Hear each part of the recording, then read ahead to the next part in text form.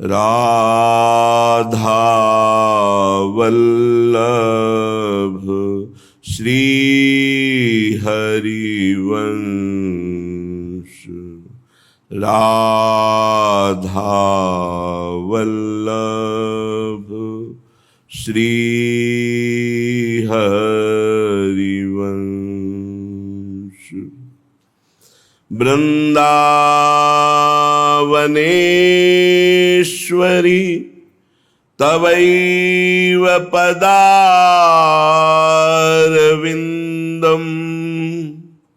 प्रेमामृतैकमकरन्द रसौघपूर्णम् हृद्यर्पितं मधुपते स्मरतापमूग्रं निर्वापयत् परम शीतलमाश्रयामि। परम शीतलमाश्रयामि। लाडली मेरी श्यामा स्वामिनी मेरी राधा मोहि परी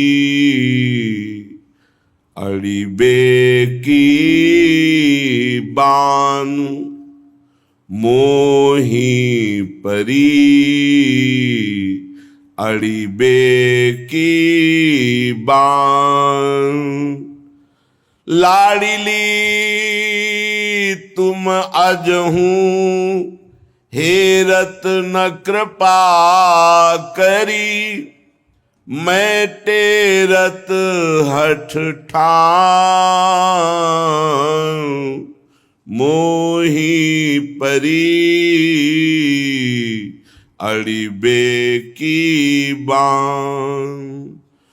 तुम पर हार जन्म हो बैठी श्रीपद शपथ प्रमाण।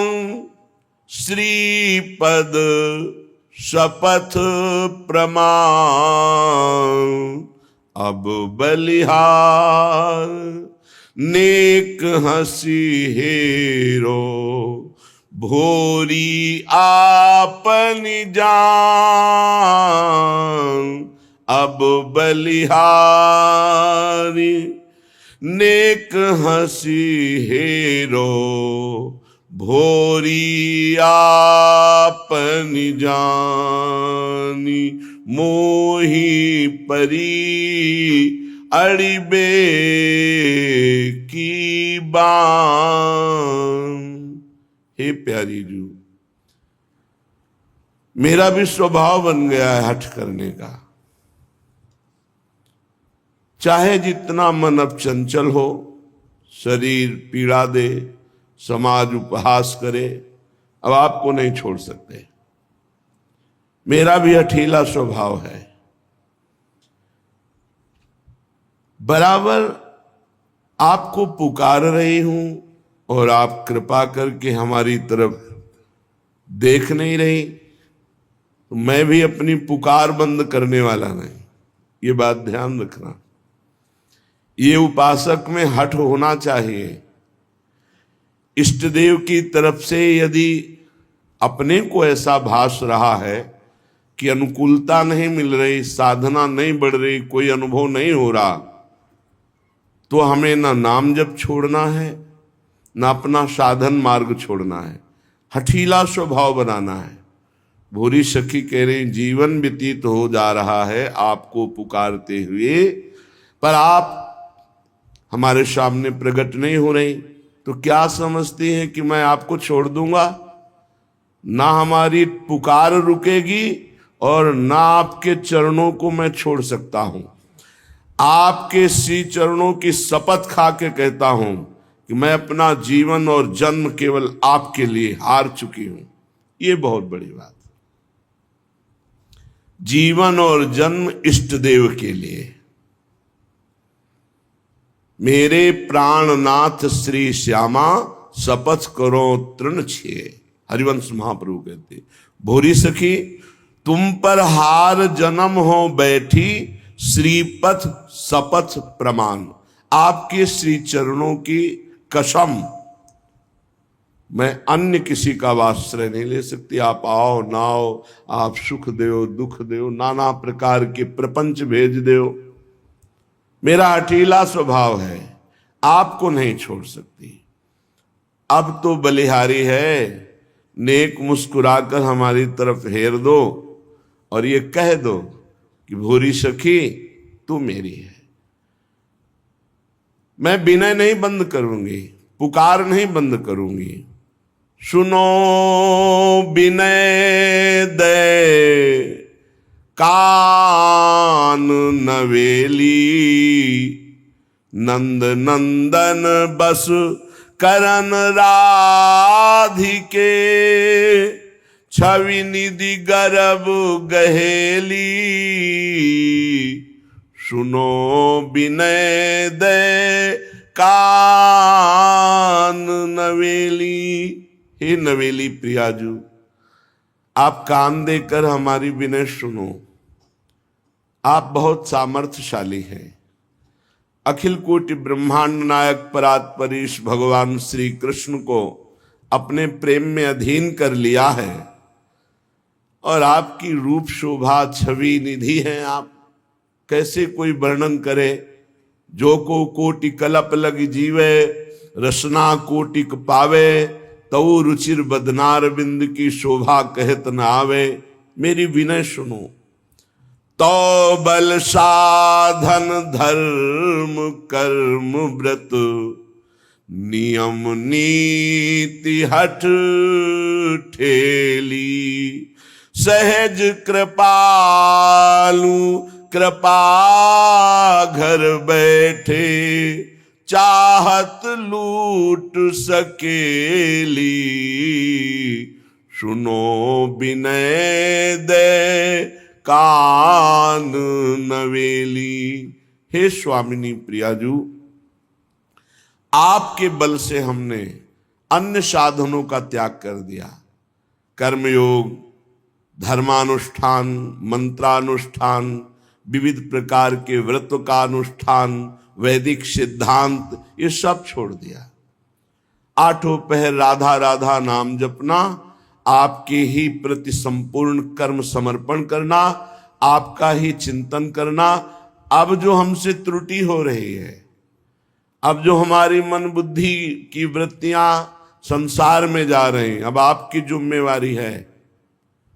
आपके बल से सबका त्याग करके केवल आपका आश्रय लिया।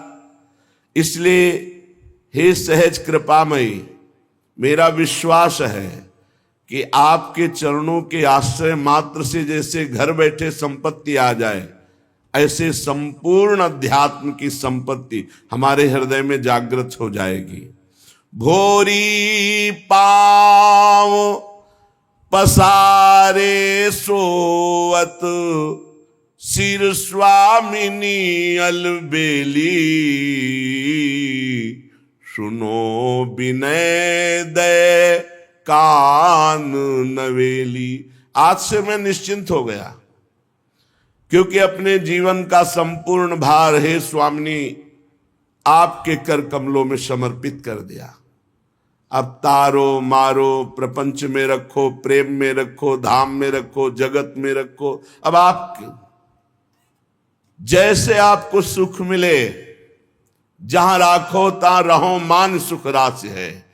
स्वर्ग नरक अपवर्ग आस नहीं त्रास है। न स्वर्ग की चाह है, न नरक का भय है, न मोक्ष की अभिलाषा है। बस पूरा जीवन आपको दे दिया हे लाडली। अब तो पांव पसार के सोता हूं आपके विश्वास पे। ये बात आ गई ना, जीत जाओगे संसार। हरिराम व्यास जी कह रहे काहू के बल भजन को काहू के आचार, व्यास भरोसे कुंवर के सोवत पांव पसार। मेरी लाडली जू का दृढ़ भरोसा हो गया तो पांव पसार के सो परम पद निश्चित मिल जाएगा, पर अन्य भरोसा ना होने पावे, भरोसा डगमगाने ना पावे।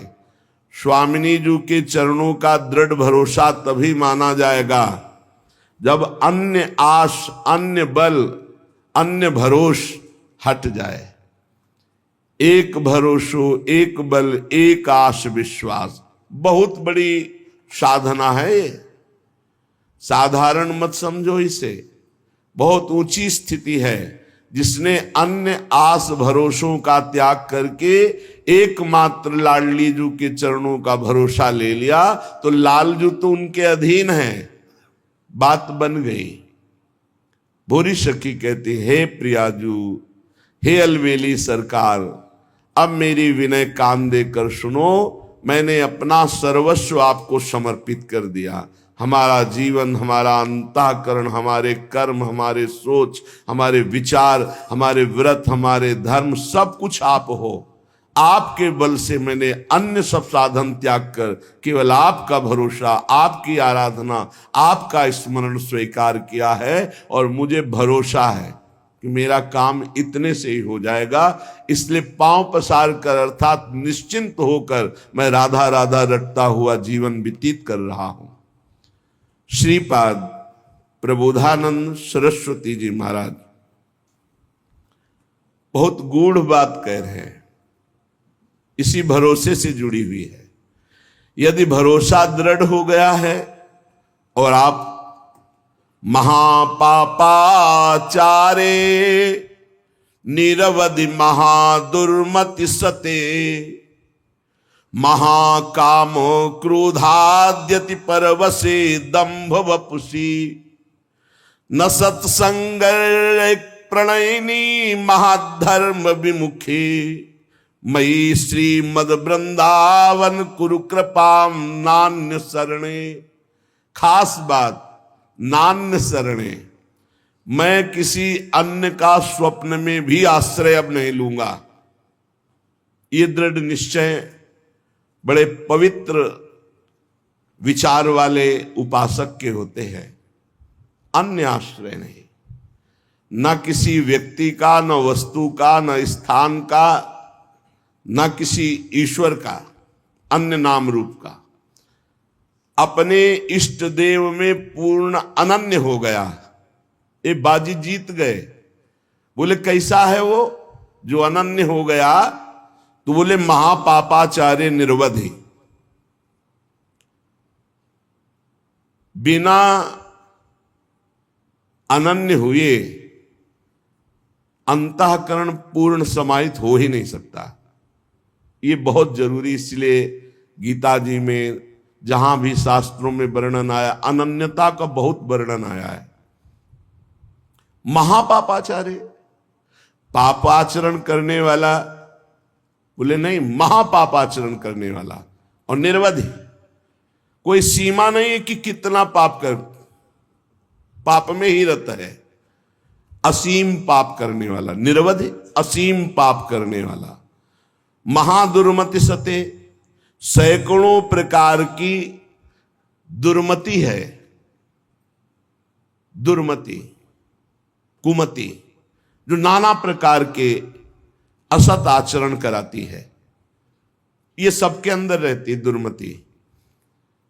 किसी को भजन सत्संग के प्रभाव से बहुत कम मात्रा में असर में आती है, और जिनको सत्संग नहीं मिला, भजन नहीं हो रहा, तो दुर्मति का ही राज्य रहता, वो समझ नहीं पाते। सुमति तो किसी किसी के हृदय में जागृत होती है। महापापाचारी है और सैकड़ों प्रकार की दुर्मति के द्वारा असत कार्य करने वाला है। और महाकाम क्रोधाद्यति परवसे दंभ वपुषी, गजब कर दिया। कामी नहीं, महाकामी है, क्रोधी है, इंद्रियों के परवश है, और दंभ धारण करता है भक्ति का, नाटक करता है भक्ति का। ना सत्संग, सत्संग से भी मतलब नहीं रखता, सत्संग में भी नहीं जाता। महाधर्म विमुखे, धर्म से भी विमुख हो गया है।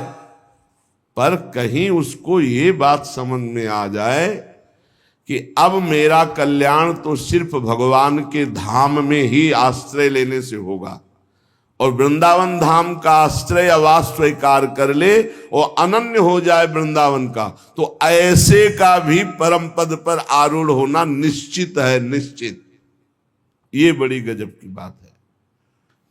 साधनहीन, पापाचारी, सैकड़ों प्रकार की दुर्मति वाला, महाकामी, क्रोधी, दंभी, पाखंडी है, सब दोष हैं। पर उसने एक नियम ले लिया कि अब आजीवन वृंदावन वास करेंगे, अब हमसे कुछ होने वाला नहीं। तो निश्चित उसको सत्संग मिलेगा, निश्चित रजरानी की कृपा से उसका परिवर्तन होगा, और यहां शरीर छूटा तो परम पद को प्राप्त होगा। ये धाम की महिमा है, ये अमोघ है। धाम का प्रभाव अमोघ है, विश्वास कर लो। एक कलिकाल है, साधन बल से भगवत प्राप्ति होना बहुत कठिन है। श्री चरणों का आश्रय, धामादि का वास आश्रय, यही हमें भागवतिक माहौल में रखकर भजन प्रभाव से श्री जी से प्रीति करा देगा। ऐसे जगत में यदि हम प्रियालाल से विमुख है, धाम आदि का आश्रय नहीं लिए, तो देख लो ऐसी माया फैली हुई है, पूछो मत। श्री विग्रह भगवान के अर्चावतार के सामने सर झुकाना, संतों के सामने सर झुकाना, गुरु के सामने सर झुकाना, माता पिता के सामने सर झुकाना, ये तो हमारे सनातन धर्म की बहुत प्राथमिक स्थिति है, नहीं रह गई। कुछ जो सत्संगी हैं, श्री विग्रह को देखा तो प्रणाम, संतों को देखा तो चलते फिरते भगवान के मंदिर है, प्रणाम। माता पिता प्रातः काल उठ के रघुनाथा, मात पिता गुरु नामे माथा। साधारण सनातन धर्म की रीति नहीं रह गई। फिर भक्ति रीति, फिर नियम निष्ठा, फिर अध्यात्म की ऊंचाई, तो बहुत दुर्लभ बात है। कैसा भी व्यक्ति क्यों न हो, अगर भगवत प्राप्ति करना चाहता है तो ना धामवास हो पावे तो एक दो दिन के लिए, महीना दो महीना में जरूर आ जाओ। इससे आपकी आध्यात्मिक पावर शक्ति बढ़ेगी, आपका उत्साह बढ़ेगा, आपको भगवत प्राप्ति की लालसा मिलेगी। श्रीपाद कह रहे हैं, अत्यंतोद्धत गणो या सर्वदा असत्पथे, वे कस्मिन् निमिषे पिना स्मृत महानंदाब्धिराधा प्रियः, सद्धर्मैः सदुपासनैर्विरहितस् त्यक्तोऽखिलैः सद्गुणैर्, हा हा सोहम नल्पमोह उपयाम्येकं तु वृंदावनम। हा हा, ऐसे का कैसे कल्याण हो सकता है। अत्यंतोद्धत धावत इंद्रिय गणों, बड़ी उद्धत होकर प्रचंड बलवान इंद्रियां और मन ये भोगों में भाग रहे हैं। सब कोई देख लो, बहुत धोखेबाज हैं, दोस्ती का वादा करके दुश्मनी का काम करते हैं। पहले हमें सिखाते हैं कि देखो इसमें बड़ा सुख है, अगर ये वस्तु, ये व्यक्ति, ये स्थान, इसका संयोग प्राप्त कर लो, इसे भोग लो, तुम सुखी हो जाओगे। जीवात्मा इनकी सलाह में आ गया है, इसीलिए बंधन को प्राप्त हो गया। नहीं तो निर्मल है, इसमें कोई विकार नहीं है, चैतन्य घन है, ये तेजो स्वरूप, इसको कोई बांध नहीं सकता। पर सुख के लोभ से बंध गया। हमारा बंधन क्या है? सुख लेने की लालसा, सुख भोगने की चाह से इन उद्धत बलवान इंद्रिय और मन ने हमको अपना गुलाम बना लिया। चाहे जितने विद्वान हो, चाहे जितने पढ़े लिखे हो, चाहे जितना सत्संग सुनो, चाहे जितना प्रवचन कर लो, अगर भजन नहीं है, खास बात समझ लेना, तो ये इंद्रियां मन बहुत प्यार से फंसाते हैं। हमें उस समय विवेक से काम लेना चाहिए कि ये भोग तो सारा जगत भोगता है, ऐ मन, ऐ इंद्री, अब नहीं, अब तो हम प्रभु के चरणों की प्राप्ति के लिए चल पड़े, अब असत क्रिया नहीं। पर उस समय विवेक काम नहीं करता, बुद्धि ये सलाह देने लगती, चलो कुछ 5 ही मिनट की तो बात है, फिर भजन कर लेना, यमुना स्नान कर लेना, अमुक पाठ कर लेंगे, पाप नष्ट हो। ऐसे साधकों को भ्रष्ट करते हैं। संसारियों को तो जो गिरे हुए हैं उनको क्या गिरना, लेकिन जो अच्छे हैं, चलना चाहते हैं, उनको भी अत्यंतोद्धत धावत इंद्री गणों या सर्वदा असत पथे। ये इंद्रियां, ये मन ऐसा मिठास पैदा करते हैं कि जीवात्मा स्वीकृति दे देता है, चलो। अब वो बेचारा इंद्रिय और मन के उसमें फंसा हुआ दुर्गति को प्राप्त होता है। नरक आदि भोगना, जेल भोगना, ना कुछ तो अंदर जलन पैदा हो गई, अशांति, चिंता, शोक, भय। पक्का समझ लेना, जब तक ये इंद्रियां और मन सुख का प्रलोभन देकर तुमसे दस्तखत कराते रहेंगे, स्वीकृति करते रहोगे, तब तक ये बंधन मिटने वाला नहीं। श्रीपाद कह रहे हा हा सोह मन अल्प मोहा, अर्थात बहुत बड़ा मोह हमारे अंदर है, छोटा नहीं है। क्या हम इंद्रिय और मन की सलाह में आ जाते हैं? हम सब बड़ी सलाह बुद्धि देती है फंसने की, निकलने की सलाह नहीं देती। बहुत बार हो चुका, आपकी बार नहीं, अब नहीं, ऐसा नहीं, बार बार। इसे तृष्णा कहते हैं। भोगे हुए भोग को पुनः भोगने की इच्छा का नाम तृष्णा है। ये तृष्णा पापिनी बार बार पाप कराती है। एकस्मिन निमिषेपि ना स्मृत महानंदाब्दि राधा प्रिया। राधा प्रिय, राधा वल्लभ लाल का एक पलक झपकने के लिए भी एकाग्र होकर ये स्मरण के लिए राजी नहीं है। ध्यान देना, सोचो कि स्वाभाविक ये भजन करेंगे तो इनके बस की बात नहीं, इंद्रिय और मन की। ये स्वाभाविक विषयों में तुम्हें फंसाएंगी। एक निमिष कहते हैं पलक झपकने को। एकस्मिन निमिषेपि ना स्मृत महा आनंद राधा प्रिया। महा आनंद प्रदान करने वाले राधा रमण जी, राधा वल्लभ लाल, राधा बांके बिहारी का एक पलक झपकने के समय को भी ये प्यार से स्मरण करने के लिए राजी नहीं है। इनको जबरदस्ती भजन कराना पड़ेगा। ये जो कहते हैं मेरा भजन में मन नहीं, कोई सिद्ध हो गए क्या तुम्हारा भजन में मन लगेगा? साधक को जबरदस्ती भजन कराना है। इस जबान से राधा राधा वल्लभ श्री हरिवंश, राधा वल्लभ श्री हरिवंश, तो हृदय में भी प्रकाश ज्ञान का और बाहर सुख वैभव भी मिलेगा। यही परलोक सकल सुख पावत, मेरी सो भैया कृष्ण गुण संचु। सद्धर्मई सदुपासनैर विरहित त्यक्तो खिलई सदगुणई। सद्धर्म का त्याग, सद उपासना का त्याग, अखिल सद्गुणों से युक्त जो महात्मा जन है उनका संग त्याग, ये महामुग्ध होकर के भोगों में लगा हुआ इंद्रिय मन एक निमिष के लिए भी राधा वल्लभ लाल के चरणों का चिंतन नहीं करता।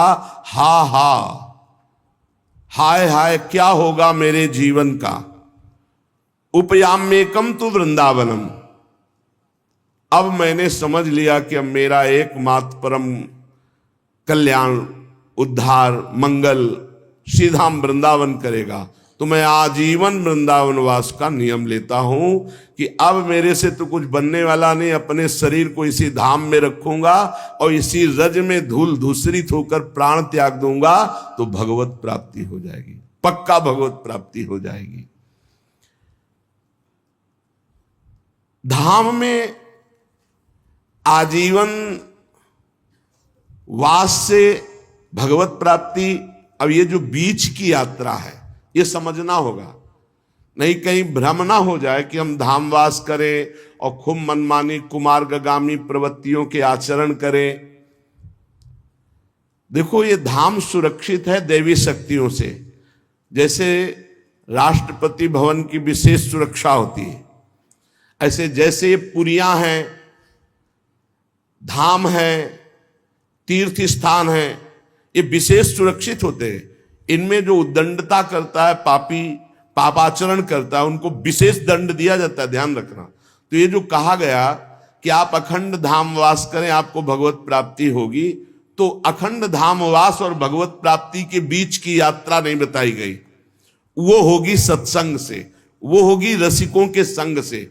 ऐसा नहीं है कि आप धाम वास करो, खुला पापाचरण करो, आपको भगवत प्राप्ति हो जाएगी।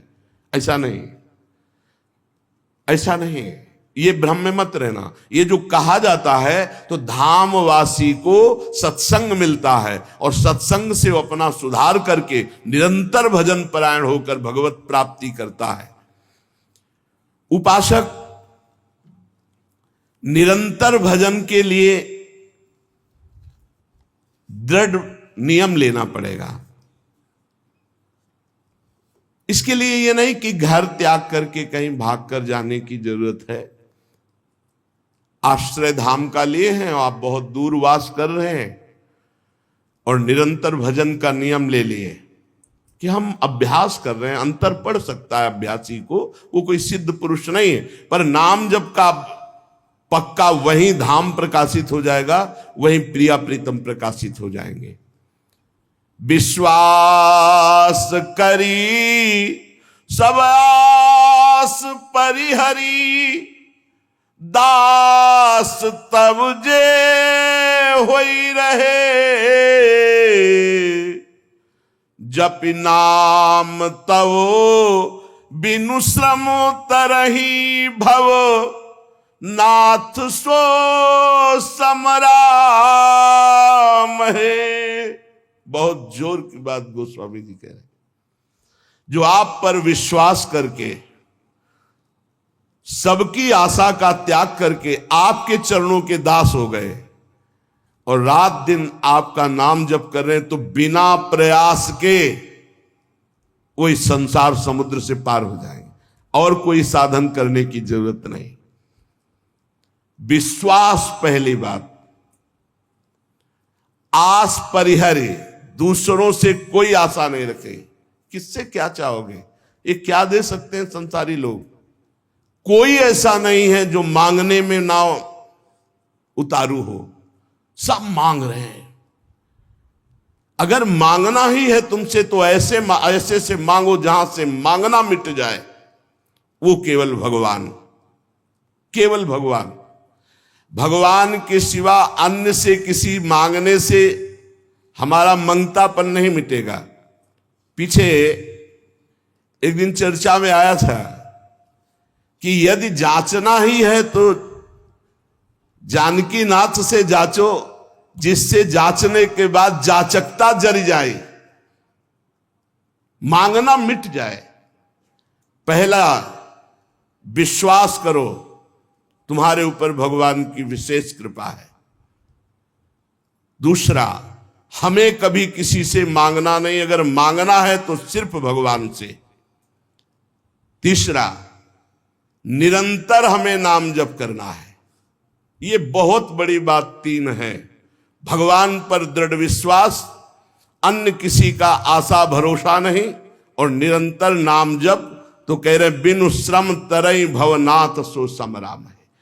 अन्य कोई साधन का श्रम नहीं, उसे निश्चित भगवत प्राप्ति हो जाएगी। भगवान पर विश्वास रखकर नित्य स्मरण करने का हमें प्रयत्न करना है, प्रयत्न करना है। जितनी हमें सामर्थ्य दी है उतना हमें करना है। आगे की बात भगवान संभाल लेंगे, पक्का समझ लो। घंटों आप संसार की वार्ता कर सकते हो, घंटों घंटों आप संसार के दृश्य देख सकते हो। जैसे 3 घंटे 2.5 घंटे की फिल्म है, आपका बिल्कुल मन नहीं भागेगा। लेकिन 2.5 घंटे बैठकर माला जपो, फिर देख लो क्या दुर्दशा करता है मन, परेशान कर देगा आपको। बस यही, क्योंकि जब 3 घंटे फिल्म देखता है तो सब कुछ कवर कर रहा है प्रपंच, अनजाने में, सीसीटीवी की तरह। और जब नाम जप करते हो 3 घंटे, तो वो अंदर से मन को खाली कर रहा है, मन को निर्मल कर रहा है। ये बात पकड़ लो तो हिम्मत पूर्वक डटे रहोगे, और नाम जब छोड़ोगे नहीं तो तुम्हारा मन निर्मल हो गया। और जहां मन निर्मल हुआ, निर्मल जन मन सो मोहि पावा, वो भगवान को प्राप्त कर लेता है। ये विश्वास रखो, भगवान हर समय तुम्हें देख रहे हैं। भगवान सर्व सामर्थ्यशाली है, और भगवान ने तुम्हें निमंत्रण दिया है अपने साक्षात्कार का। तभी मानव देह और साधु संग और भजन के रंग में चलने का अवसर मिला है। भगवान ने तुम्हें निमंत्रित किया, आओ परमानंद का भोग लगाओ। शब्द, स्पर्श, रूप, रस, गंध, ये सब चिदानंद में भगवान के, इनका आनंद लो। जब भगवान ने निमंत्रण कर ही दिया है तुम्हें और पंगत में बैठाल दिया, ये पंगत में बैठे हो, परमानंद की भोग वृत्ति, परमानंद का भोग लगकर तुम्हें प्रसाद मिलेगा। भगवत शब्द, भगवत स्पर्श, भगवत रूप, भगवत लीला, भगवत धाम का ये जो आनंद है, ये परमानंद परोसा जाएगा। आप पंगत में बैठ गए। कोई धर्मात्मा पुरुष जब तुम्हें पंगत में बैठालता है, पत्तल दोना डाल देता है, तो इसके बाद तुम्हें उबने की जरूरत नहीं, सामान भी आएगा। वो ऐसा कंजूस नहीं कि पत्तल दोना डाल के उठा दे और भगा दे। तो भगवान ने तुम्हें बुलाया, वृंदावन आए, सत्संग सुनाया, अपने मार्ग में चलने का उत्साह दिया, तो भगवदानंद की प्राप्ति भी उन्हीं की कृपा से होगी। तुम चिंता मत करो। एक और तुम्हें बात बता दें खास, यदि भगवान के आश्रित हो गए हो, अंदर से दृढ़ भरोसा भगवान का, और निरंतर भजन भी नहीं होता, तो आपको निरंतर भजन का ही फल मिलेगा। जैसे कोई आदमी लेबर को लिवा लावे, अब भाई शाम तक के कितने लोग हैं? बोले 500 रुपये। अब बैठ जाओ, यहां बैठ जाओ, हम आपको काम बताएंगे। और शाम तक उसने कोई काम नहीं करवाया, तो बोले उसको 500 रुपया देना पड़ेगा कि नहीं देना पड़ेगा? पक्का देना पड़ेगा ना। तो भगवान को भगवत प्राप्ति करानी पड़ेगी। बुलाया है हमको, श्री राधिका कृपा बिनु सबके मनन अगम में श्री जी ने वृंदावन बुलाया है। जिनको वृंदा विपिन है कृपा ते नहीं की हुए, तभी तो यहां आ पाओगे। सत्संग सुनाया, क्यों सुनाया सत्संग? हम फंसे थे संसार में, फंसे रहने देते, क्यों सुनाया? संसार का राग हटवाया सत्संग के द्वारा, क्योंकि वो मिलना चाहते हैं आपसे।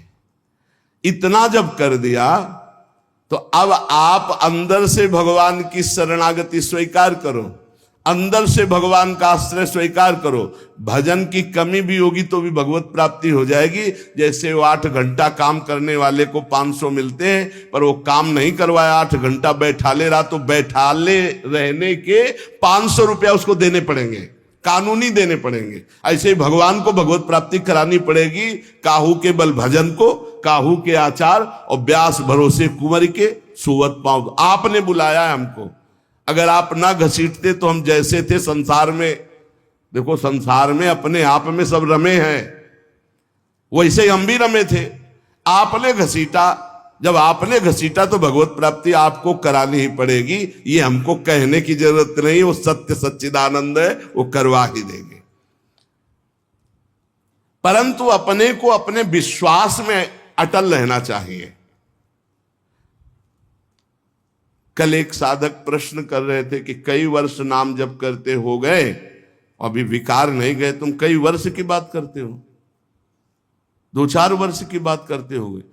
जब तक भगवत प्राप्ति नहीं हो जाती तो ये विकार धीरे धीरे कम होते हुए चिंगारी रहते हैं, खत्म नहीं हो जाते। ध्यान रखना है, हम पूरी बात अपने अनुभव की कह रहे हैं। ये चिंगारी रहते हैं, छोटे छोटे बिंदु, और अगर फूस मिल जाए तो चिंगारी को ज्वाला बनने में देर नहीं लगती। भ्रम में मत रहना, बिना भगवत साक्षात्कार के निर्विकार स्थिति नहीं होती। निर्विकारता दिखाई देती है, पर रहते हैं विकार छोटे छोटे बिंदुओं में, और जहां उसको संयोग मिला तो सिंधु होने में देर नहीं लगती। इसलिए आजीवन सावधान। भगवत प्राप्ति के लिए अन्न जल त्यागने की आवश्यकता नहीं है। बहुत बड़े महापुरुषों के वचन ध्यान से सुनना। अन्न जल का त्याग कर देने से भगवान के दर्शन नहीं हो सकते। अगर होते होते तो चलो भाई अन्न जल का त्याग कर दो तो भगवान मिल जाए, ऐसा नहीं है। ऐसा कोई शास्त्रीय नियम या संतों ने नियम नहीं बनाया आज तक कि आप अन्न जल का त्याग कर दो तो भगवान मिल जाएंगे। एक अहंकार और हो जाता है, वो अहंकार ना होने पावे। अगर हम फलाहार रहते हैं तो भजन के लिए रहते हैं, हर समय हमारा सात्विक भाव बना रहे और निरंतर भजन बने, बढ़िया बात है। पर यह अहंकार ना हो जाए कि ये तो अन्न पाते हो, मैं फलाहारी हूं, 10 भगवत प्राप्ति में बड़ी बाधा अहंकार है। निरंतर भजन और दैन्य, अगर रोटी दाल पाने से होता है तो आराम से पाइए, उसी से भगवत प्राप्ति हो जाएगी। श्री भगवान की कृपा भजन से अनुभव में आती है, अन्न जल त्यागने से नहीं। भगवान के दर्शन भजन से होते हैं। जितना भजन करोगे भगवद आश्रित होकर, उतने नजदीक आप पहुंचते जाओगे भगवान के। एकादश स्कंद में नौ योगेश्वर जन कहते हैं, जैसे भूखे आदमी को एक एक कवल भोजन तो तुष्टि पुष्टि क्षुधा निवृत्ति होती जाती है, ऐसे ही एक एक भजन, एक एक नाम जप संसार से वैराग्य, स्वरूप का ज्ञान और भगवान से प्रेम, ये एक एक भजन में होता जाता है। तो अब जैसे कई दिनों का भूखा है, 1 2 4 कवल पवा के रोक दो तो कुछ अनुभव नहीं होगा और भूख व्याकुल। ऐसे ही 2 4 माला कर लिए आप, काम वो भी हो रहा है 2 4 माला से ही, लेकिन आपको अनुभव नहीं होगा। अनुभव होगा जैसे वो आधा पेट भोजन कर ले और फिर स्वाद उसे खीर का सब्जी का अलग अलग आएगा, इतना भूखा कि पहले आधा पेट हो जाए। ऐसे ही हमको कम से कम 12 घंटा भजन में व्यतीत हो, तब हमारी समझ में आएगा कि नाम का स्वाद क्या है। एक एक नाम संसार से वैराग्य, भगवान से प्रेम और स्वरूप का ज्ञान प्रतिपल करा रहा है। पर बोध तब होगा जब कम से कम 12 घंटा भजन 24 घंटे में होने लगे। और जिनका 24 घंटे भजन होता है, ईमानदारी से जिनका 24 घंटे चिंतन होता है, उनको कोई प्रश्न नहीं रह जाता, उनकी कोई चाह नहीं रह जाती, उनकी कोई कामना नहीं रह जाती। अपने आप भगवत साक्षात्कार, अपने आप तत्व ज्ञान होने, भजन में बहुत बड़ा बल है। तो इन सब बाहरी बातों पर साधक ना फंसे कि हम अन्न छोड़ दें, हम जल छोड़ दें, हम ये कपड़ा छोड़ दें।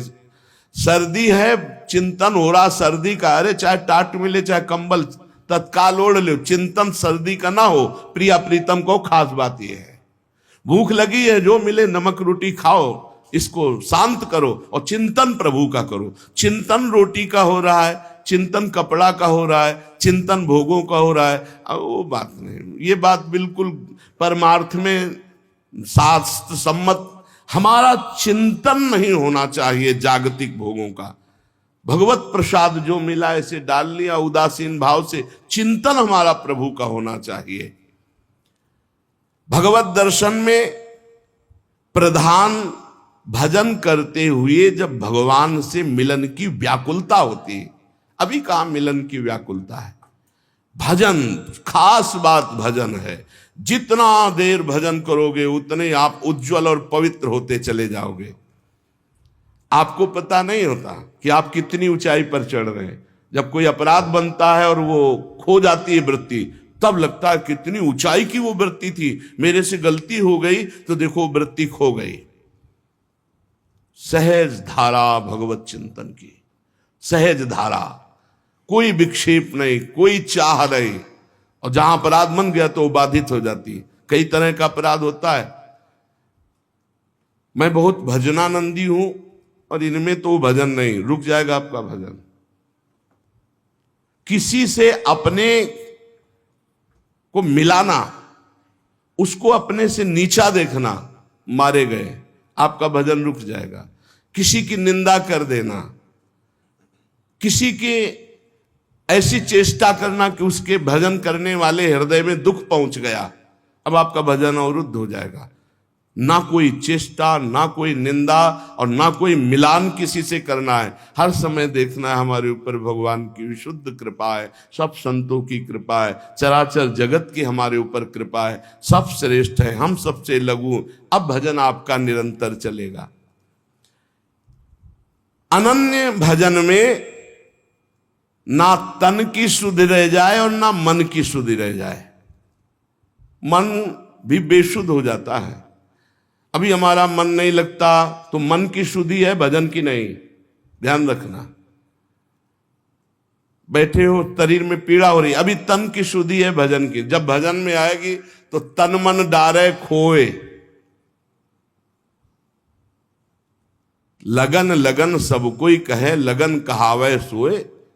जा लगन में तन मन डारे खोए। ऐसा भजन चल रहा है कि मन भी पंग हो गया, तन की भी शुद्धि नहीं। यह है भगवत साक्षात्कार के लिए। जानबूझकर हठपूर्वक अन्न, वस्त्र आदि आदि जो शरीर निर्वाह के लिए इनको छोड़ना बड़ा हानिकारक है। शरीर को स्वस्थ रखना भजन के लिए बहुत आवश्यक है। आपका शरीर स्वस्थ है, आप आराम से 2-4 घंटे आसन में शांत बैठकर मन को परमात्मा में लगा सकते हैं। अब आज कलयुगी शरीर ऐसे हो रहे हैं, नौजवान आदमी ब्लड प्रेशर, शुगर, क्या क्या परेशानियां। भजन कर लो, आगे और समय ऐसा आने वाला है भजन के लिए अवसर नहीं। जानबूझकर हठपूर्वक अगर आपको सुविधा सामग्री मिल रही शरीर रक्षा के लिए तो उनका त्याग ना करो। इसके त्याग से कुछ नहीं होता। अब शरीर ये सब अनुभव की बात है। शरीर उघार, सर्दी में शरीर कांप रहा है तो चिंतन तो जा रहा है ना सर्दी का। अरे जैसा भी टाट पट्टी कंबल जो भी मिले शरीर में डाल लो। अब चिंतन प्रिया प्रीतम को रहे, ये खास बात है। ये बहुत समय के बाद समझ में आती, नहीं तो अहंकार बना रहता है। स्वेटर कंबल के त्यागी हो, चिंतन सर्दी का हो रहा है, प्रिया प्रीतम का चिंतन करना है, परमात्मा का चिंतन कर। खास बात है चिंतन नहीं छूटना चाहिए तो तुम्हारा त्याग सार्थक, और अगर चिंतन छूट गया तो त्याग की, और चिंतन ही बदल जाता है। प्रभु का चिंतन न रहकर शरीर का चिंतन होने लगता है। इसीलिए प्रेमी जनों को आप देखिए, वो वैराग्य प्रधान नहीं अनुराग प्रधान होते, इसीलिए उनको पहचानना बड़ा कठिन। अखंड चिंतन निरंतर चले और जैसी स्थिति में शरीर को प्रभु रख रहे वैसी स्थिति, शरीर से राग खत्म। आप निरंतर भजन करें, भगवान के दर्शन की भी मांग ना करें तो भी भगवान को दर्शन देना ही होगा, अपने आप देना होगा। आप पुकारें, आप भजन करें। भगवान दर्शन किसको कब और किस साधना से देते हैं आज तक कोई नियम नहीं है, कोई नियम नहीं। वो कहो अभी आपको दर्शन दे दे, उनके लिए क्या है। इसीलिए तो भगत मस्त हो जाता है जो भगवान की शुद्ध भक्ति करता है कि जब चाहेंगे करुणा निधान निहाल कर देंगे। प्रभु के लिए कोई नियम नहीं है।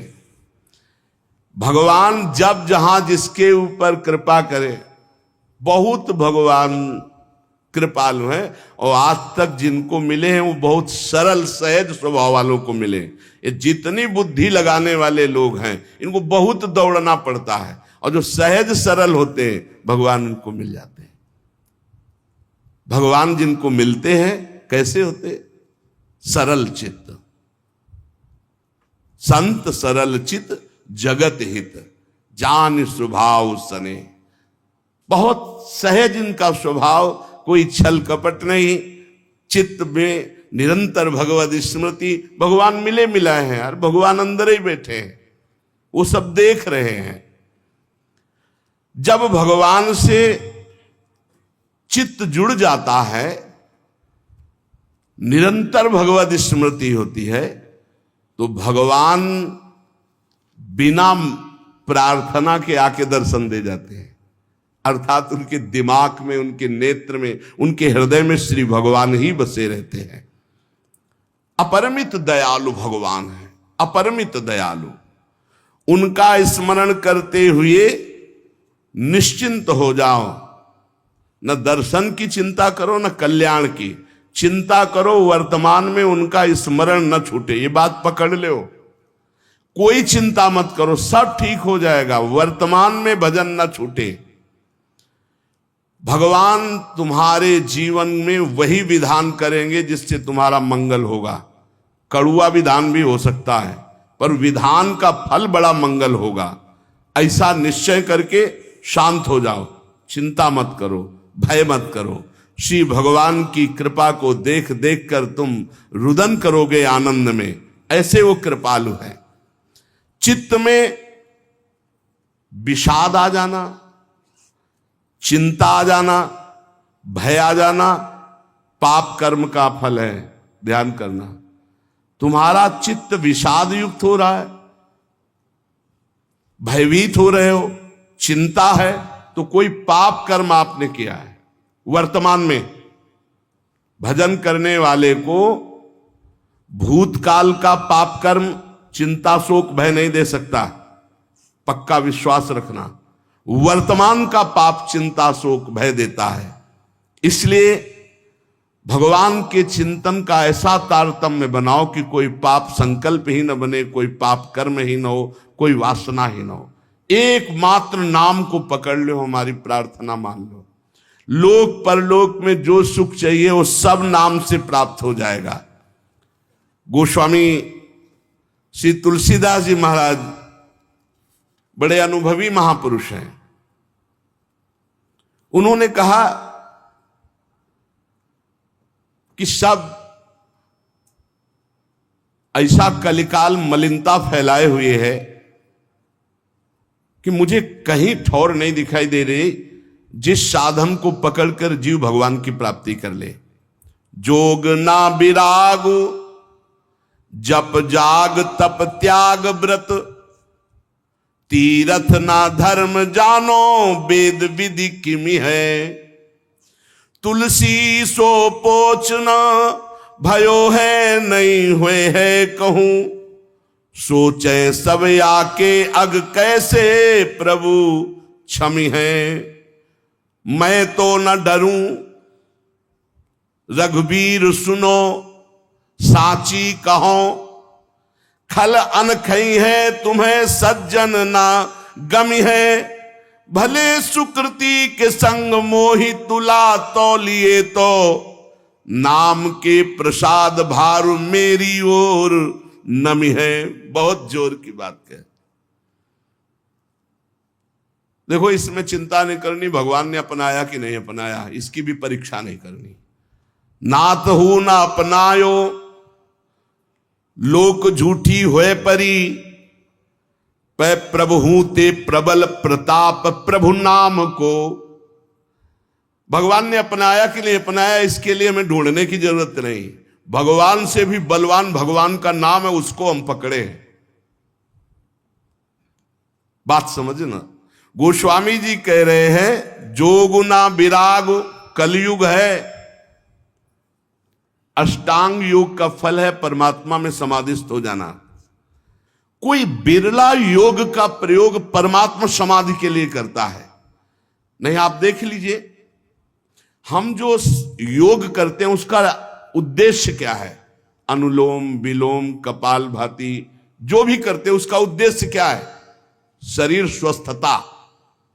ध्यान से देखिएगा, शरीर स्वस्थता का उद्देश्य क्या है? भोग, समाधि नहीं। जो अष्टांग योग का फल है समाधि, कलयुग में नहीं रह गया। कोई बिरला होगा, हम ये नहीं कहते भगवान की सृष्टि में ऐसा नहीं हो सकता, होंगे, कोई बिरले होंगे, लेकिन प्रगट में देखने में जो आता है वो योग का प्रयोग शरीर स्वस्थता और शरीर स्वस्थता का प्रयोग भोग। आप देख लीजिए, गोस्वामी जी कहते हैं कि अब मैं देख रहा हूं कलयुग ने अष्टांग योग में भी अपना प्रवेश कर लिया, जिससे योग का फल जो चित्त वृत्ति का निरोध करके परमात्मा में समाधिस्थ होना है गया। कोई बिरला होगा। भी कह रहे हैं न विरागु, वैराग्य, क्या वैराग्य रह गया है? जो वैरागी महापुरुष पीछे हुए हैं अब वैराग्य क्या रह गया? क्या वैराग्य रह गया है? केवल नाम मात्र का वैराग्य रह गया। वैराग्य किस बात का है? रुपया है, पैसा है, कपड़ा है, भोजन है, मकान है, व्यवस्था है, नाम मात्र का वैराग्य रह गया। वैराग्य किस बात का? जिसके जीवन में भगवान के सिवा कुछ नहीं है, राग त्रिभुवन में कहीं वस्तु व्यक्ति स्थान में नहीं, उसे वैराग्यवान कहते हैं। जो लोक परलोक के समस्त भोगों के सानिध्य में भी भोगने की इच्छा नहीं, उसे वैरागी कहते हैं। गोस्वामी जी कह रहे हैं मुझे वैराग्य में भी दम नहीं दिखाई दे रहा कि भगवत प्राप्ति करा सके, क्योंकि वैराग्य में पाखंड का प्रवेश हो गया। कलयुग ने पाखंड का प्रवेश करवा दिया। कोई बिरला वैरागी, सच्चा वैरागी, भगवान की सृष्टि में कमी नहीं होती, कोई बिरला सच्चा वैरागी होगा जिसका वैराग्य भगवान के लिए है। नहीं तो वैराग्य भी दिखावे पे आ गया है, पाखंड में आ गया है। न जप, माला में हाथ है और बातें कर रहे हैं, माला रुक नहीं रहा, वो चल रहा है, और बातें जबान से हो रही और साथ चल रहे हैं। क्या जप हो रहा है? किसका जप हो रहा है? जप तो तब माना जाता है जो जप कर रहे हैं वो हमारे ध्यान में है, वही हम सुन रहे हैं, वही हम बोल रहे हैं, उसे जप माना जाता है। 3 बातें जप में होनी चाहिए। जो हम जप रहे हैं, वही सुन रहे हैं, वही हमारे ध्यान में है। राधा तो दिखाई दे रहा है, राधा लिखा, सुनाई दे रहा है राधा, और हम बोल रहे हैं राधा, और फिर एक मन का सकिला, फिर राधा, फिर एक मन का सा, वो जप। अब जप में भी 11 माला कहा है, हो जाए हर 5 मिनट में घड़ी में, और जल्दी जल्दी, स्वाद नहीं, रुचि नहीं, मन नहीं, बस। कोई कोई तो ऐसे माला सरकाते कि हमें लगता है कि अगर रा बोले तो भी नहीं सरकेगा। राधा राधा तो बहुत बड़ी बात है, अगर वो रा बोले तो इतनी रफ्तार से नहीं चलेगा। अब पता नहीं कैसे ऐसे माला सर सर घूम रहा है। माला घूमने से भगवत प्राप्ति होगी क्या? माला घूम, देखो ये माला है, काउंटर है, ये चीजें मन लगाने के लिए हैं। असली तो जब श्वासों की माला में, धड़कन में नाम चलता है, रोम रोम आनंद से खिल उठता है, ये प्रारंभिक दशा है। तो प्रेम प्राप्ति के लिए नेम लिया गया है, इसलिए आवश्यक है माला और काउंटर से जपना। पर वो जप इस तरह का होना चाहिए कि वही सुनाई दे, वही जो बोल रहे हो वही दिखाई दे, ऐसे तब जप किए। अब बोलो इसमें तुम बात कर सकते हो? हिम्मत नहीं कि तुम बोल सको, तुम्हारी हिम्मत नहीं कि बोल सको, क्योंकि बोलोगे तो क्रम टूट जाएगा। जब अपने लोग अभ्यास करते थे तालू में जिभ्या ऐसे लगा के ऊपर, तो बोलना विष जैसा लगता था, क्योंकि वो क्रम टूटेगा, वो चल रहा है। गोस्वामी जी कह रहे हैं कि जो मंत्रानुष्ठान है अब वो नहीं दिखाई देता, कलयुग का बड़ा प्रभाव है। और जाग माने यज्ञ। अब यज्ञ तो भाई बहुत दुर्लभ बात हो गई यज्ञ करना। कोई कोई महापुरुष अनुष्ठान करते होंगे, अच्छे से पूर्ण भी होता होगा, सृष्टि है भगवान की, पर अब बहुत मुश्किल है यज्ञ करना, क्योंकि त्रिकाल संध्या करने वाला मंत्रवेत्ता आचार्य और जौधान्य आदि बड़ा पवित्र, भूमि पवित्र, जजमान की वासना पवित्र, उपासना के भाव, और बड़े ही सुरक्षा से जब यज्ञ होती तब वो पूर्ण होती है। यज्ञ भोक्ता भगवान प्रसन्न होते हैं, दर्शन देते हैं, कृपा करते हैं। गोस्वामी जी कह रहे हैं यज्ञ भी बड़ा कठिन, यज्ञानुष्ठान त्रेता में पूर्ण होते थे। अब कह रहे हैं कि तपस्या, इसमें भी दंभ घुस गया, तप में दंभ घुस गया। बाहर से दिखावा की भावना आना ही दंभ कहा जाता है। तप होता है भगवान की प्रसन्नता के लिए। बहुत से महात्मा एक लंगोटी लगाए पूरा जीवन ऐसे कष्ट सहते हुए भगवान को रिझा लिए, आज भी हैं, पर प्रायः तपस्या में दंभ घुस गया है, दिखावा घुस गया है। उससे तपस्या का फल और भगवान तपस्या समर्पित करके दैन्य होने से भले मिल जाए, नहीं तपस्या से भगवान को नहीं खरीदा जा सकता। तप के द्वारा भगवान को खरीदा नहीं जा सकता। तप में शक्ति संचय होती है, पर अहम त्याग करके वो तप भगवान को समर्पित कर दे तो भगवान की प्राप्ति हो जाए। पर शुद्ध तप, तप का अर्थ होता है ताप सहन करना। जैसे काम हमारे हृदय में ताप देता है, क्रोध हमारे हृदय में ताप देता है, लोभ मोह देता है, इनको हम सह जाएं। अपने धर्म में चलने पर जो कष्ट होता है उसे सह जाने को तपस्या कहते हैं। बोले वो भी दिखावा हो गया है, दिखावा हो गया है। भगवान जानते हैं तो हम दिखावा किसके लिए कर रहे हैं? तो तप में दिखावा, दंभ घुस गया। और बोले जो त्याग है, जोग न विराग जप जाग तप त्यागो, त्याग कहते हैं हमारे हृदय में भगवत प्राप्ति की लालसा हुई है, जानबूझकर सारे भोगों का, सुख सुविधाओं का त्याग करके असुविधा युक्त जीवन, भगवान के लिए सब सुविधाएं हैं, असुविधा युक्त जीवन। त्याग का जब तक अहम होता है तो ना संतों में और ना भगवंत में द्रवण क्रिया नहीं होती, ध्यान रखना। उनका हृदय तभी द्रवित होता है जब त्याग का, अहम का भी त्याग हो जाए। कई बार सत्संग में सुनाया है, पूरे भारत की नदियों का भ्रमण करके फलाहार दुग्ध आदि से जीवन व्यतीत करते थे। उनको जब सुनने को मिला महाप्रभु चैतन्य देव की महिमा की कीर्तन में अमृत बरसता है, तो उन्हें लगा कि जब मैं जाऊंगा तो मैं त्यागी हूं, समस्त तीर्थों का अवगाहन किए हूं, फलाहार दुग्धाहार रहता हूं, तो महाप्रभु गले से लगा लेंगे। कीर्तन में पहुंचे, जे भी पहुंचे तो महाप्रभु का कीर्तन रुक गया और कहा कौन बहिर्मुख पुरुष आ गया जिससे कीर्तन का रस सूख रहा है? और वही आए हुए थे। बोले हटाओ इनको, हटा दो। अब वो जो दूर जा करके खड़े हुए और रोने लगे कि प्रभु क्या मुझ जैसे अधम का आपके चरणों में कोई स्थान नहीं मिलने का? अगर आप जैसे महापुरुष, अंदर से प्रार्थना करते हैं, आप जैसे महापुरुष मुझ जैसे अधम को स्वीकार नहीं करेंगे, फिर मेरा उद्धार कैसे? महाप्रभु दौड़ पड़े और जाके गले से लगा लिया और कीर्तन में उन्मत्त कर। अहम का त्याग, त्याग की स्मृति का त्याग, दैन्य भाव। तो त्याग का भी महत्व भगवत प्राप्ति नहीं करा सकता। तीरथ न धर्म जानो वेद विधि किमि है। अब तीर्थ, ध्यान देना आप, कलयुग की चाल का ध्यान देना, आप सब हृदय वाले हैं।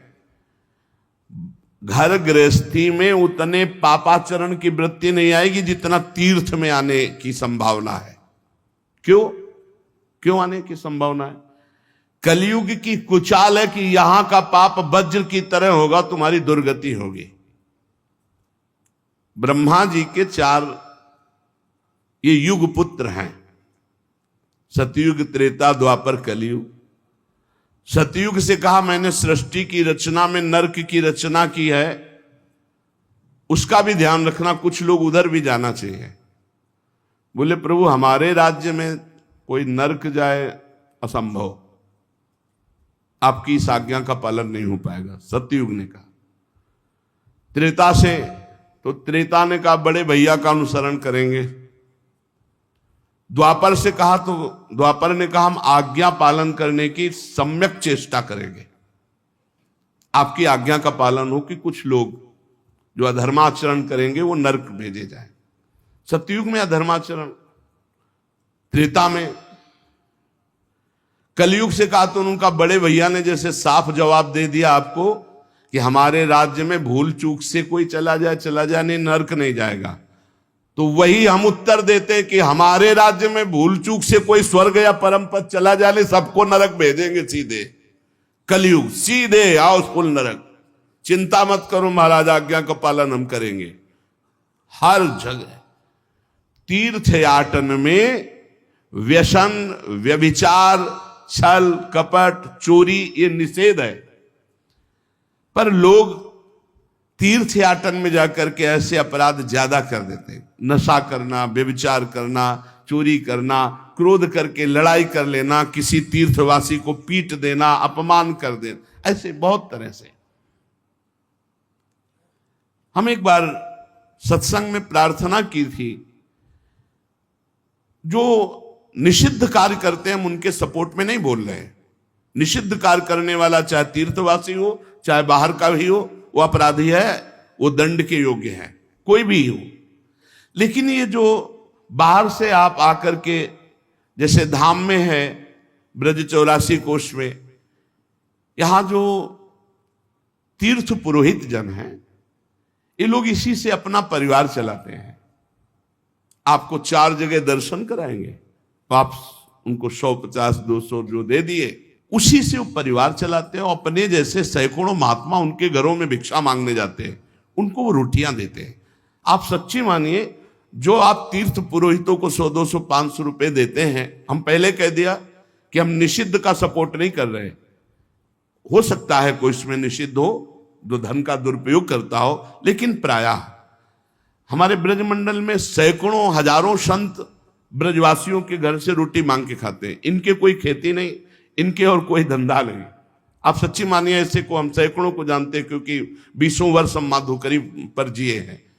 उनके घरों में जाओ तो घी की चुपड़ी रोटी देते हैं।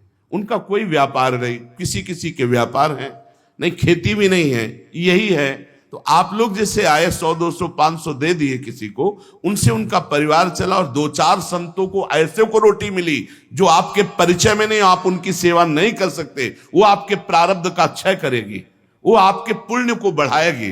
तो यहां ऐसा, जिसे आप अपनी सरल भाषा में पंडा कहते हैं, पुजारी कहते हैं, तीर्थ पुरोहित करते हैं, इनके प्रति दोष दर्शन मत कीजिए। इनको आप कहीं ऐसा ना सोचिए कि ये कितना दे दोगे आप एक होटल में जाते हैं मनोरंजन के लिए, लाखों रुपए खर्चा कर देते हैं। आप धाम में आए हो और रंगनाथ जी, निधिवन, सेवा कुंज 4 जगह दर्शन करा दिए, आप समझ रहे हो। और उनके घरों में आपके द्वारा दिए हुए पैसे से संतों को मधुकरी जाती है, संतों की सेवा होती है। 50 बाबा जी चले जाएं तो वो चाहे आधी आधी रोटी देंगे जरूर। तो तीर्थ में आकर किसी को पीट देना, गुस्सा कर देना, दोष दर्शन कर देना, हिंसा, बड़े पाप के से। तीर्थ में कोई निष्पाप तीर्थ करके चला जाए, बिरला, ऐसा नहीं कोई जाता नहीं होगा, होंगे बिरला कोई होंगे जो विश्वास और तीर्थ का फल लेकर जा रहे हैं, नहीं तो संशय हो जाएगा। आपको पहले पुण्य फल मिलता है विश्वास से। ओहो, मैं धाम आया, बहुत बड़ी कृपा, अब तो हम निष्पाप हो गए क्योंकि भगवान के धाम के दर्शन हो रहे। एक बार भगवान शंकर और पार्वती जी हरिद्वार में देखा कि पर्व था, तो सब गंगा स्नान करे। पार्वती जी ने कहा, ये सब लोग निष्पाप हो रहे हैं, देखो देवी भागीरथी में स्नान कर रहे हैं। तो उनका सब तो निष्पाप नहीं हो रहे, क्योंकि सबका विश्वास इस कोटि का नहीं है कि मैं गंगा स्नान करने से निष्पाप हो रहा हूं। भाव फल यहां प्रदान करता है तीर्थ अवगाहन में। भाव फल एक चीज नाम है जिसमें तुम्हारा भाव और कुभाव नहीं देखा जाता, लेकिन तो तीर्थ आदि में श्रद्धा और भाव तुम्हारा कार्य करता है।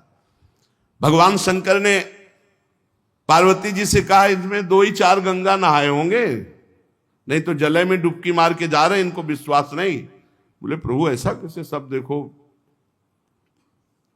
फिसल करके गिरने का ऐसा नाटक, वयोवृद्ध और माता पार्वती जी, और उनको सिखा दिया आपको ऐसा बोलना है। तो जो गंगा नहा के निकलता, बोले भैया हमारे पति फिसल कर गिर गए, मेरी सामर्थ्य नहीं कि अकेले उठा, तो आप निकाल कर गड्ढे से बाहर कर दें। तो जब सुनो, हमारे पति निष्पाप हैं, अगर पापी पुरुष छुएगा तो भस्म हो जाएगा, इसलिए लोटा उठाते चले जाते, कौन झंझट में फंसे भाई, पाप तो किए ही हैं संसार में, और अगर छुआओ कहीं कुछ तो नहीं। एक आदमी ऐसे गंगा गंगा गंगा डुबकी लगाई, गंगा जल लोटे मिले, तो उन्होंने कहा भैया हमारे पति को निकाल दो, ये फिसल के गिर गए, मेरी सामर्थ्य नहीं, पर निष्पाप पुरुष ही छू सकता है हमारे पति को, क्योंकि वो निष्पाप। अरे बोले मैया गंगा नहा के आ रहे हैं, अब भी तुम्हें कोई शक है? और महादेव जी को पकड़ा और बाहर फिर चला गया। पार्वती जी से कहा ये गंगा नहा, इसको पूरा विश्वास है कि गंगा का स्पर्श होते ही सारे पाप नष्ट हो जाते, गंगा पापम। गंगा जी पाप का नाश कर देती है। तो तीर्थ याटन भी लाभ ले पाना बहुत कठिन है। व्यसन, व्यभिचार, क्रोध, हिंसा बहुत बाहुल्यता है, छल कपट बहुत बाहुल्यता है। कोई बिरला तीर्थ का फल उगान करके, बिरला कोई। अच्छा, उसमें भी जो गया और फिर इसके बाद यश कीर्ति वर्णन कर दी कि वो गए थे प्रयागराज। अरे भाई ठीक, हम 3 बजे पर्व पे डुबकी मारी, 500 रुपया दान किया, 4 ब्राह्मणों को अब वो सब निकल के खाली हो रहा है। तो तीर्थ याटन से भी भगवत प्राप्ति हो जाए, गोस्वामी जी कहते कलयुग है बड़ा मुश्किल। जो हमारे 4 आश्रम हैं, बड़ी महिमा है इनकी, ब्रह्मचर्य, गृहस्थ, वानप्रस्थ और सन्यास।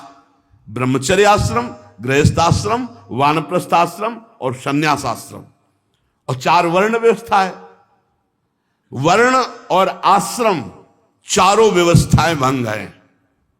कलयुग का ऐसा प्रचंड, गोस्वामी जी कह रहे जानना ही नहीं चाहते कि हमारे वर्ण का क्या कर्तव्य है और हमारे आश्रम का क्या कर्तव्य है।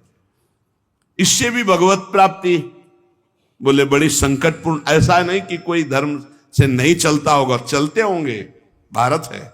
ऐसा नहीं कि कोई आश्रम व्यवस्था से नहीं चलता हो, चलते होंगे, पर बिरले। तो धर्म की व्यवस्था से भगवत प्राप्ति बड़ा। वेद विधि किम है। अब वेद विधान तो वो समझे जो शास्त्र स्वाध्याय करे, जो खूब महापुरुषों का संग करे, वो जान पाता है क्या करना चाहिए क्या नहीं करना चाहिए।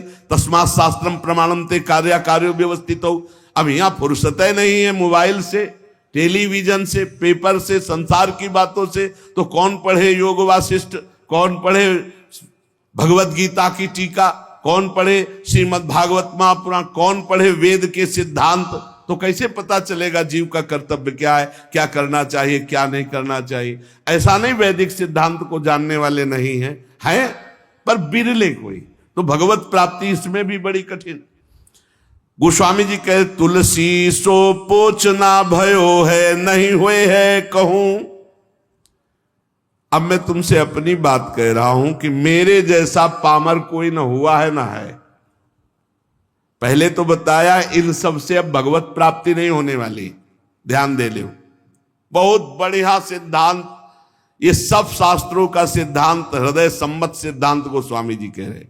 जोग ना विराग जप जाग तप त्याग व्रत तीरथ ना धर्म जानो, वेद विधि किम है। अब व्रत की पूछो तो कोई बिरला ही व्रत का नियम। एक बार हमने वर्णन किया था कि 10वीं को ये और एक बार, और द्वादशी को एक बार, और एकादशी को तो पूरा या तो निर्जला रहो या एक बार जल फल फूल जो कुछ थोड़ा सा ग्रहण कर लो। अब तो जानते हो कैसे व्रत होते हैं। कूटू का और सिंघाड़े का, जैसे कूटू के पकौड़ा बन रहे हैं, सिंघाड़े के हलवा बन रहे हैं, समा के खीर बन रही, और क्या क्या पकवान बन रहे हैं। बाल भोग अलग, राज भोग अलग, शयन भोग अलग। भैया ऐसे व्रत तो रोज रहे तो बढ़िया चकाचक है। नहीं, व्रत का मतलब है उपवास। तो उपवास पूरे दिन कुछ नहीं, शाम के समय जल फल कुछ ले लिया नहीं, पार पूरा उपवास करके निर्जला। एक कोई भी व्रत रहो तो ऐसे थोड़ी है कि पुआ पकौड़ी और सब इधर उधर के जोड़ बटोर करके कि वही खाना पे, अरे मर जाओगे क्या एक दिन के लिए। व्रत रहो तो शाम से हर व्रत में मंगल विधान होता है। जो हम जलते हैं, जो भूख से व्याकुल होते हैं, उससे हमारे पाप नष्ट होते हैं। अब ऐसा व्रत नहीं रह गया, डकार आ जाए और दिन चाहे ना आवे, व्रत के दिन जरूर डकार आवे। इतना बड़ा तरबूज फल भी तो डकार आ जाए पक्का। व्रत किस बात का, दबा दबा के फल फूल और सब मिष्ठान और सब पा रहे हैं। अब बोले व्रत है तो भाई ऐसे व्रतों से भगवत प्राप्ति नहीं होती। व्रत रहा गया है, शास्त्रों में वर्णन है, आप देखो। पयो व्रत का वर्णन है, चंद्रायण व्रत का, कृच्छ व्रत का, बड़े बड़े व्रत का। अब कौन सा व्रत रह गया है। अब रसेंद्री का व्रत रह गया है। एक पत्ता मुख में रख लेती हैं माता जी, अपर्णा नाम पड़ गया, तब भगवान शिवपति रूप में प्राप्त। तब भगवान की प्राप्ति। व्रतई तो तुलसीदास जी कह रहे हम तुम्हें बता दें, हम सब तरह से पामर हैं। हे देखो महापुरुषों का हृदय। तुलसी सो पोचना भयो है, नहीं हुए है कहूं, मेरे जैसा पामर न कोई है और न कोई होगा।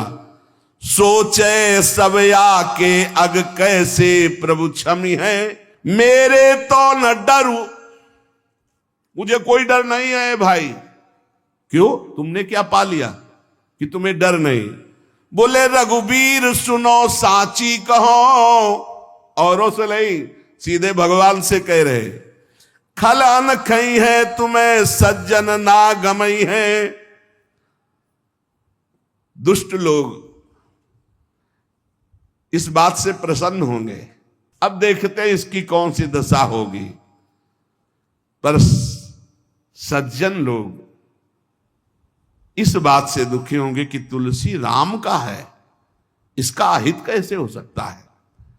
तो कह रहे हैं मुझे डर नहीं, सुनो रघुनाथ जी, भले सुकृति के संग मोहि तुला तौलितो, तपस्वी व्रती तीर्थयाटन योगी जपी त्यागी, इन सबको एक तुला में रख लो हे रघुनाथ जी, और तौला जाए तो मेरी तरफ कांटा भारी होगा।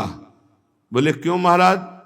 बोले हम पहले कह दिया कि बहुत पामर हैं, पहले कह दिया, हम ये नहीं कह रहे कि बहुत हम महान हैं, लेकिन जब इन सब साधन करने वालों को एक तरफ और मुझे तौला जाएगा तो मेरी तरफ झुकाव होगा, वो हल्के हो जाएंगे। बोले क्यों?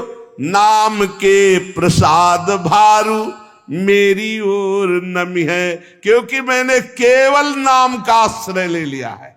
ये खास बात, केवल नाम का आश्रय लिया तो जो अन्य सब साधनों का फल एक तरफ तौला जाए या अन्य सब साधन करने वाले एक तरफ हो, और तुलसीदास जी कहते हैं मुझ पामर को एक तरफ रखा जाए, तो रघुनाथ जी को साक्षी करके कहते हैं वो कांटा हमारी तरफ झुकेगा। बोले क्यों? बोले मैंने नाम का प्रभाव, नाम को रात दिन नाथ हूं ना अपनायो, लोक झूठी हुए परिपय, प्रभु ते प्रबल प्रताप प्रभु, नाम को पायो नाम चारु चिंतामणि, उर करते न खसई हो, अब लो नसानी अब ना नसई हो। एक सेकंड भी नहीं जाने दूंगा, अब बस ये दो अक्षर मेरे जीवन है, माई बाप है, रात दिन प्रभु का नाम, इसलिए मेरी जय हो गई। समझ लो सत्संग में सब साधन एक तरफ और नाम जापा के एक तरफ, एकमात्र भगवान के नाम में। गोस्वामी जी कह रहे हैं जागिए न सोइए बिगोइए जन्म जाए, दुख रोग रोइए कलेश कोह काम को, राजा रंक रागी और विरागी भूरी भागिए, अभागी जीव जरत प्रभाव कलि बाम को, तुलसी कबंद कैसो धाई वो विचारु अंध, धंध देखियत जग सोच परिणाम को, सोई वो जो राम के स्नेह की समाधि सुख, और जागबे जो जीह जपे नीके राम नाम को। इस कलयुग ने सबकी बुद्धि को भ्रष्ट कर दिया है।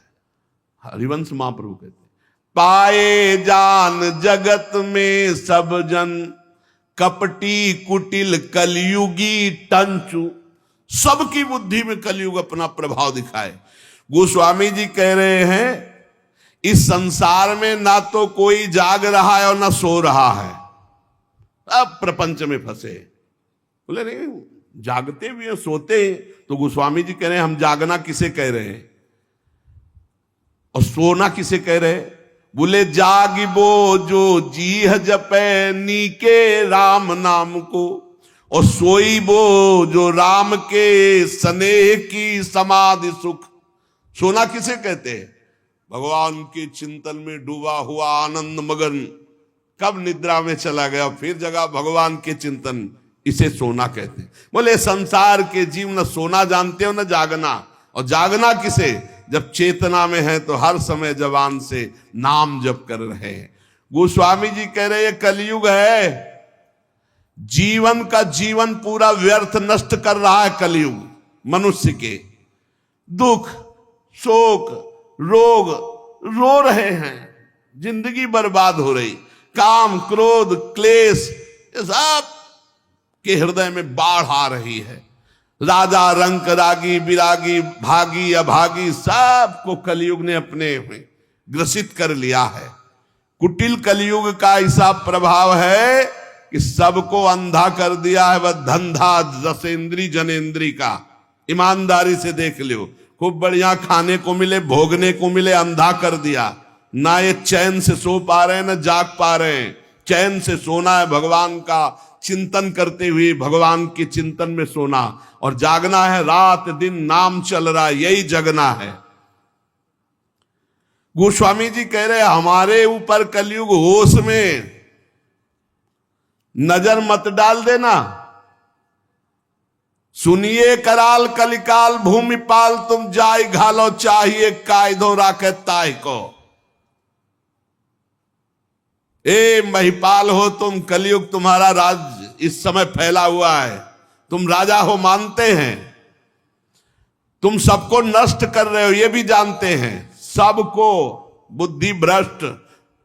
सब में कौन बचा है, जो सोता है भगवान का चिंतन करके, जगता है भगवान का चिंतन करके और हर समय नाम जप करता रहता, उसके ऊपर कलयुग का प्रभाव नहीं पड़ेगा। सुनिए कराल कलिकाल भूमिपाल तुम जाय घालो चाहिए कायदो राखे ताय को। जिसको तुम नष्ट करना चाहो उसे कोई बचा नहीं सकता भगवान के सिवा। अरे बुद्धि बदल दी महाराज परीक्षित की, जो गर्भई में भगवान का दर्शन किए थे, मरा हुआ सांप ऋषि के गले में ऐसे विनोद में डाल दिए। वो विनोद है, वो समाधिस्थ महात्मा है, इतने बड़े पूज्य महात्मा, उनके गले में एक मरा हुआ सांप डाल दिया। बुद्धि खराब कर देता कलयुग। गोस्वामी जी कह रहे देखो मैं कोई अहंकार से नहीं कह रहा, ए कलयुग हाँ तो दीन दूबरो बिगारो ढारो रावरो ना मैं हूं ते हूं ताई को सकल जग जाहि को। वैसे बहुत दीन हूं बहुत दूबरा हूं, पर ऐसा मत समझ लेना मैं बहुत बड़े का हूं। ए कलिकाल साची कहो कलिकाल कराल में ढारो बिगारो तिहारो कहा है। काम को कोह को लोभ को मोह को महिषोवान प्रपंच रहा है। हौ जगु नायक लायक आज पे मेरी ओ टेव कुटेव महा है। जानकी नाथ बिना तुलसी जग दूसरों सु करी हो ना हा है। तू अपना इतना प्रभाव बढ़ा लिया, सारे जगत को काम क्रोध लोभ कपट मोह हिंसा दंभ पाखंड मदिरा पान मांस खाना व्यभिचार करना फैला दिया तूने। पर मैं हाहा तेरे से नहीं खा सकता, मैं रघुनाथ जी कहूं देख तू मेरा कुछ नहीं बिगाड़ सकता। क्यों? भागीरथी जलपान करो और नाम द्वय राम के लेत नितय हो।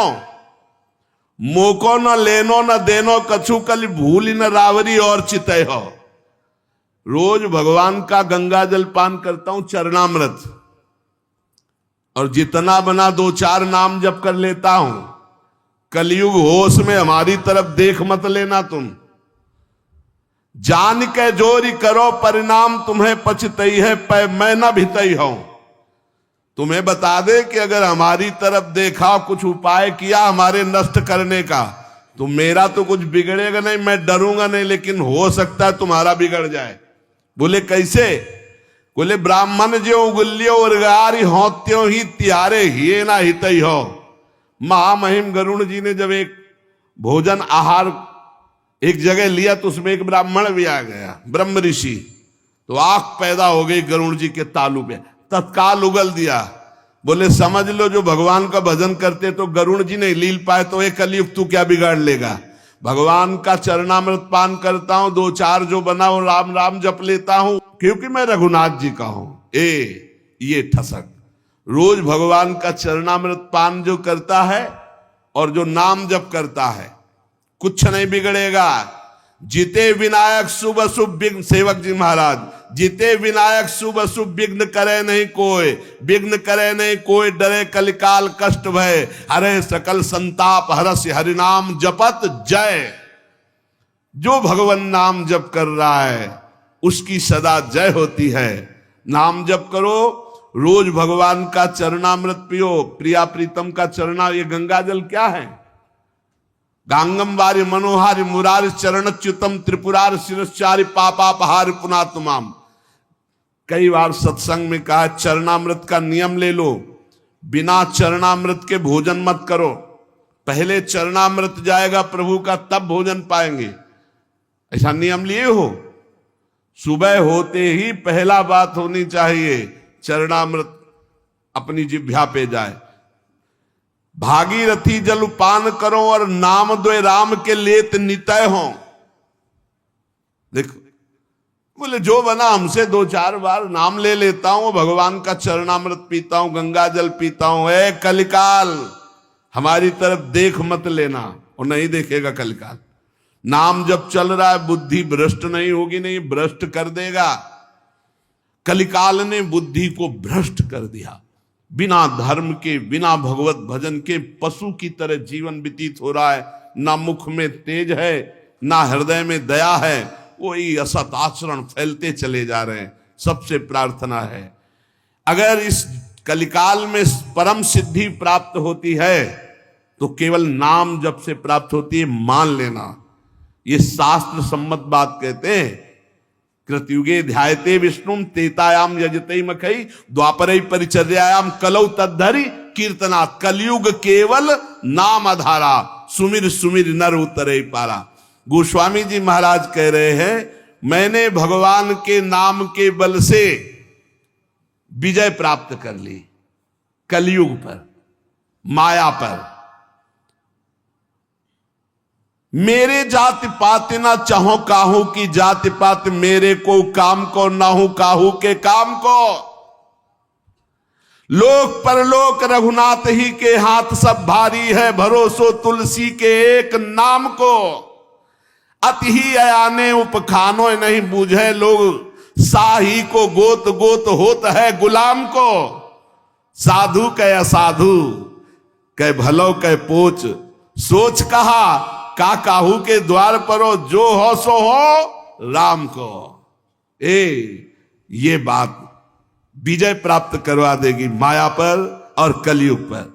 कह रहे हैं मुझे किसी की पंक्ति में जाना है या किसी को बुलाना है, कोई बेटी का ब्याह थोड़ी करना है।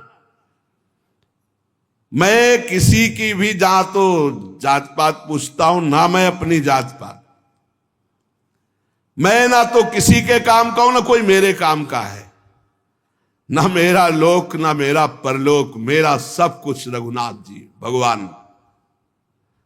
मेरा लोक परलोक मेरी साधना साध्य सब मेरे भगवान। बहुत जोर की बात है। तुलसी एकमात्र केवल नाम का सहारा लिया है, नाम का। भारी है भरोसो तुलसी के एक नाम को। नाम को पकड़ लो भाई। हमारे हर प्रश्न का उत्तर नाम होता है, क्योंकि तस्मात् शास्त्रम प्रमाणम। और युग धर्म के अनुसार अगर किसी का परम कल्याण, मनोरथ की पूर्ति, लोक परलोक की मंगलमयी यात्रा, तो वो नाम से ही होगी। कह रहे मैं साधु हूं या असाधु हूं, भला हूं या बुरा हूं, जैसा हूं मुझे किससे क्या लेना देना। मैं अपने भगवान का हूं और भगवान के द्वार पे पड़ा हूं। मैं अपनी लाडली जू का हूं, लाडली जू की शरण में पड़ा हूं। कीवे कहा पढ़िवे को कहा फल, बूझी न वेद को भेदु विचारे। स्वार्थ को परमारथ को कलि कामद, राम को नाम विचारे। खूब वेद पढ़े हो, शास्त्र पुराण पढ़े हो, लेकिन नाम जप नहीं कर रहे हो तो कुछ नहीं होने वाला, ध्यान रखना। ये कई शास्त्रों में पढ़ा है, गोस्वामी जी भी कह रहे हो, ये खास हृदय की भी बात है। वाद विवाद विषाद बढ़ाई के छाती पर आयो अपनी जा रहे।